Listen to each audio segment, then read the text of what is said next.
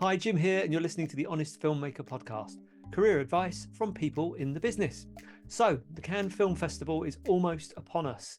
I absolutely love Cannes, and this is going to be my guide to the Cannes Film Festival. I'm going to give you some tips for attending the festival, tell you how the layout works, also give you some advice on getting into those all important parties and networking events, and generally give you as much info as I can to enable you to get the most out of the festival. So hopefully by now you've already got your accreditation. It's a very simple process on the Cannes Film Festival website. This accreditation will get you into certain areas within the market and within screenings. So you really do need to register in advance for this. There are other packages you can do. If you miss the registration, you can pay for accreditation.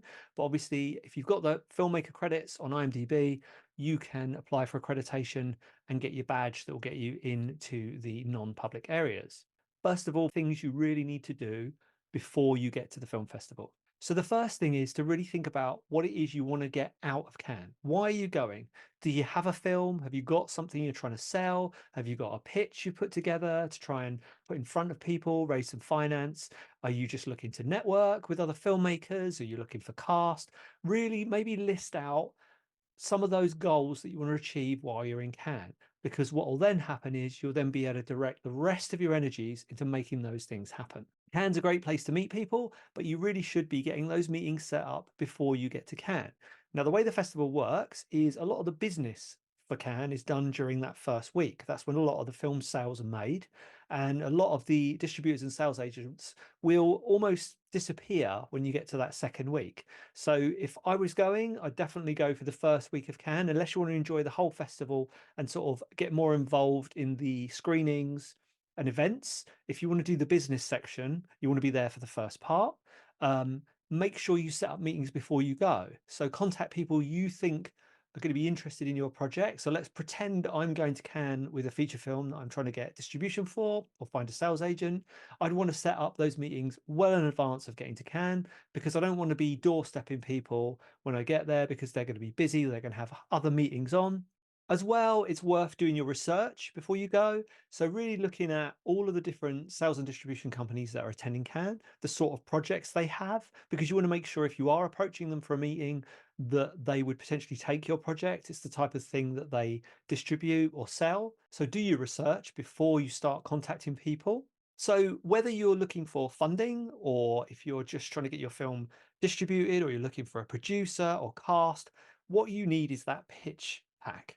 You need a very concise, exciting description of what your project is. It needs some artwork. It needs a vision for the project. So an explanation of how exciting it's going to be, why it's a great project, all these different pieces you've put together. If you've got cast, you want to list those in there. If you've got a director, writer attached, get those things in this pitch pack, make it look beautiful, make it very short, easy to read, get it printed off and have it in a folder that you can show somebody and hand them in person to talk through. Obviously, also have an electronic version that you can follow up with an email afterwards, but having something tangible they can look at and easily understand what your project is about will work wonders. Now you've got your pitch pack. What you need to do now is rehearse your pitch. You don't want to be struggling through explaining your project to somebody when they've made time for you to have a meeting to chat about it. So I would sit yourself down, write out exactly what you want to say and rehearse it and rehearse it and rehearse that pitch until you know it inside out and you can explain it to somebody. Remember to retain the passion for the project. You don't want to sound like a robot, but you really do need to know your story inside out so you can explain it and also explain it in the most concise and effective and impactful way that you can. So rehearse, practice on your friends, practice on your family, get that pitch going. So have this pitch ready. Have your short version, your log line, and then have maybe a longer synopsis version where you can get into sort of details of the plot. This needs to go hand in hand with your pitch pack and make perfect sense to the person you're explaining it to. Practicing this pitch to other people will help bring up those questions that people are going to ask you when you're in those meetings. So get them to ask questions, get them to interrogate the idea so that you've got those questions ready. And this is all about not being sensitive with your project, not getting embarrassed when you haven't got an answer, because testing it on other people will enable you to figure those details out. and have those answers when you need them. Obviously, the other materials you might want to take is business cards. I know people use electronic business cards these days, but it's really good to get contact details from people so you can follow up after Cannes with an email. You know, that moment when you do network with someone and you ask them, oh, how's your festival going? And they maybe tell you a little bit about some of the films they've seen or what they're there doing, is a good way to remind them of who you are, because it might be the thing you talked about. So, oh, hey, we chatted about X film that was on, great to connect. And then maybe that will lead on to some other development. So if you don't know, the way that Cannes laid out is you've got the film festival, which takes place in the screening rooms within the Palais. You've got the film market, which is in the Palais, which is a lot of little booths for all of the sales agents and distributors, which have all the posters for the films that they're selling to international buyers. You also have the main hotels along the Croisette, which also have sales and distributors hosted in them. So with your pass, you can get into those hotels and go up and, you know, walk along the corridor and go into those rooms and chat to those sales and distribution people. You have to remember, though, that they are there to sell films or to pick up films. So as a filmmaker, you're probably quite low on the priority list. So cold calling people might not be your best option. At least sending an email, asking if there's a time slot where you could potentially have a chat with somebody from that company is always worth doing in advance, because you'll get a sense of how busy they are and whether they've got time to sit down with you. You don't want to be a nuisance. You can drop off a screener or send them a link, but chances are they're not going to watch it during the festival because they're going to be too busy. So even if you just pop in to say hello and introduce yourself at the appropriate time, it's definitely worth getting that FaceTime with them. Networking. So this can go hand in hand with partying, which I will come to in a moment, but the networking aspect is really important. You've got your pitch deck, you've got your awesome rehearsed explanation of what your project's about, but you do need to deploy that strategically. So don't just blurt that out to everybody you meet. You know, you want to keep it casual. When you go to these networking events, be interested in the other person, try and be helpful to the other person. And also, you might make friends, you might make colleagues that you're going to work with in the future. So it's really worth, you know, ease off on the sales pitch and just enjoy those networking events and enjoy meeting new people and helping new people. So those all important parties. Now, there's lots of different types of parties that you'll experience at Cannes. Some are a lot harder to get into. So for example, if there's a film that's got a premiere, that's going to be a tough one to get into unless you have a relationship, an existing working relationship with somebody who worked on that movie and is able to swing tickets for you. But again, that's a bit of a tricky one because it's hard to network at an event like that, because they're there really to celebrate that film, not hear your pitch and you talk about yourself. So difficult to get into movie parties. Now, along the Croisette, you've got the international pavilions for each country.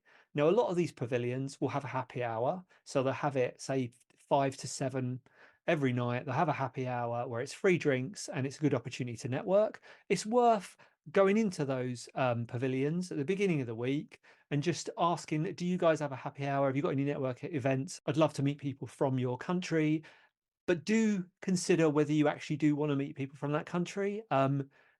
It might be that you are putting a project together and you haven't considered shooting it in Germany or shooting it in France. So when you have that conversation, you don't want to just be cold calling, going, where's the happy hour? I want the free booze. You want to go there with a purpose and think, okay, well, I can connect with German filmmakers. I connect with locations. I can connect with crew. These might be perfect opportunities to meet people from those countries.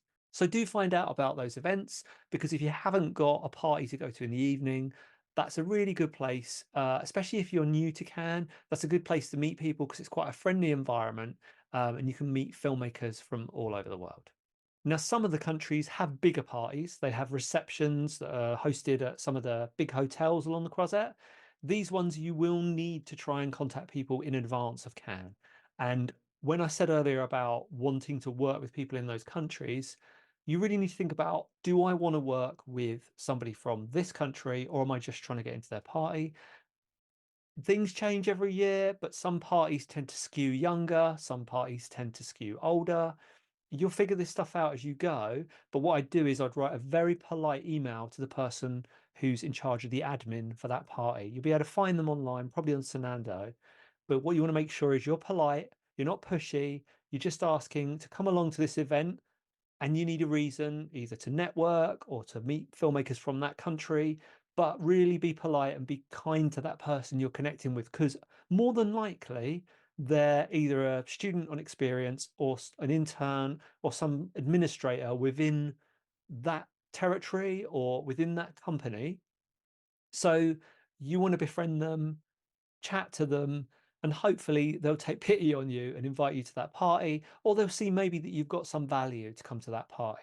Now, this is a tough one, especially us Brits have a habit. We get to Cannes, we find out how much a beer costs, have a mini heart attack, and then when we get into a party and the alcohol's free, we just go into guzzle mode because we think, if I pay for this in a bar, it's going to cost me about 12 quid. I may as well neck as many as I can when I'm here. Everybody does it, but it's really worth slowing down on that and appreciating that you're at that networking event for a reason. Focus on your goals and what you want to get out of it. Don't go ballistic on the alcohol, as tempting as it might seem. You can always go for a drink with your friends after the party at a local bar. When you're at those events, really think about what you want to get out of them. Try and keep professional, be polite, and just see if you can make your way around that party. Also, something you really need to get used to is rejection. So you are going to be embarrassed. You are going to end up having interactions with people that make you feel awkward and you're going to get rejected. So do prepare for that. Try and stay resilient because it's all part of the process. Not everyone you meet is going to be interested in your project or even suitable for your project. So just get used to it. Try and accept it as part of the process and part of the experience.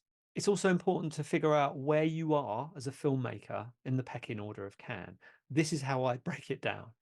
At the bottom, you've got actors. Now, these are actors who've not had a screen credit, or if they've had a screen credit, it's an IMDb one, but they're not A-listers, B-listers, C-listers. They're just working actors.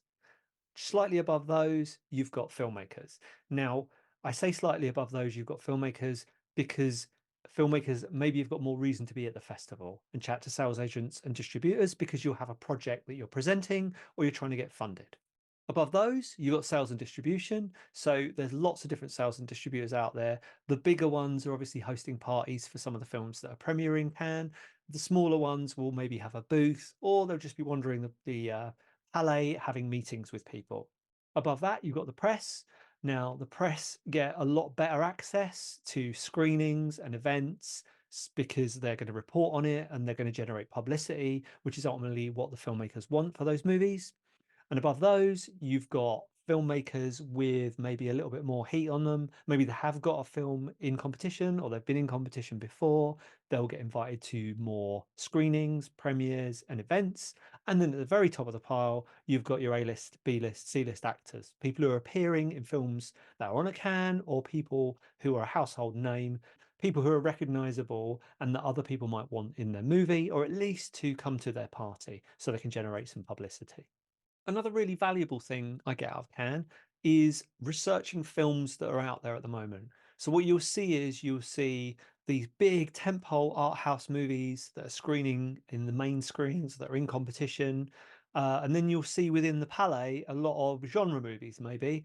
You'll see new trends emerging, you'll see new artwork. You'll really get to sort of see what's happening and the sorts of films that are coming out soon. And lastly, the other thing that Cannes is really good for is inspiration. You're in this amazing industry. You get to meet other people who are so serious about their career that they're actually at the festival. They've come all that way from all over the world to be there and to enjoy the films. Don't forget to watch films while you're there because it's really inspiring. And for me, it usually acts as a really good creative kick into the next year. You've seen all the films, you've seen the industry, you've met people, and it gets you really excited about filmmaking. Make sure you spend some time reflecting on what you got out of the experience so that if you decide to go again next year, you can be even better prepared. I hope that was useful. Please do make sure you subscribe for more hints and tips on filmmaking or to listen to conversations I have with people working in the industry and their tips to help you improve your career.